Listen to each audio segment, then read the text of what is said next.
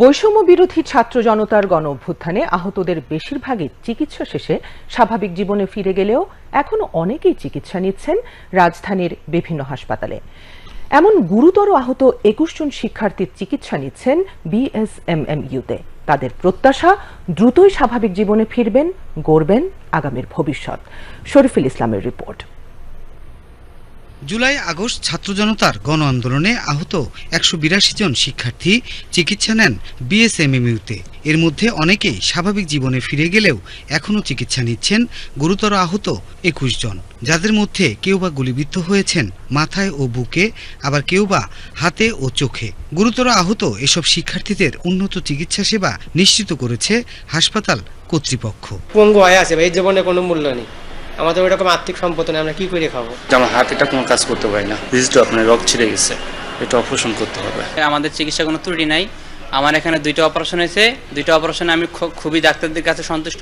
আহতদের চিকিৎসা সেবা দেওয়ার পাশাপাশি তাদের মানসিক স্বাস্থ্য সুরক্ষা ও পুনর্বাসনে নেওয়া হয়েছে বিশেষ পদক্ষেপ। নিয়মিত তাদের কাউন্সেলিং করা হচ্ছে। এই হাসপাতালে চিকিৎসাধীন আহতদের মধ্য থেকে ইতোমধ্যে 3 জনকে বিদেশে পাঠানো হয়েছে বলে জানান আহতদের চিকিৎসায় গঠিত কমিটির প্রধান সমন্বয়কারী। জটিল যে রোগীগুলো অন্যান্য সেন্টারে যেগুলো সম্ভব না, অথবা ঢাকার বাইরে যেসব সেন্টারে সম্ভব না, সে রোগীগুলোই আমাদের এখানে আসে এবং আমরা সেগুলো আমাদের এখানে বিশেষজ্ঞ চিকিৎসক যারা আছেন তাদের সরাসরি তত্ত্বাবধানে আমরা চিকিৎসা সেবা দিয়ে দিচ্ছি। যাদের শুধুমাত্র নর্মাল চিকিৎসা হচ্ছে না, তাদের জন্য আমাদের এখানে অপারেশন হচ্ছে।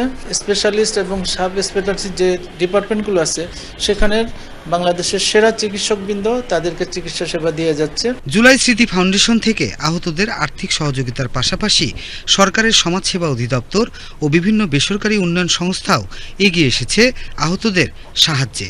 আহতরা দ্রুত সুস্থ হয়ে ফিরবেন তাদের স্বাভাবিক জীবনে, এমন উজ্জ্বল আগামীর প্রত্যাশা সংশ্লিষ্টদের।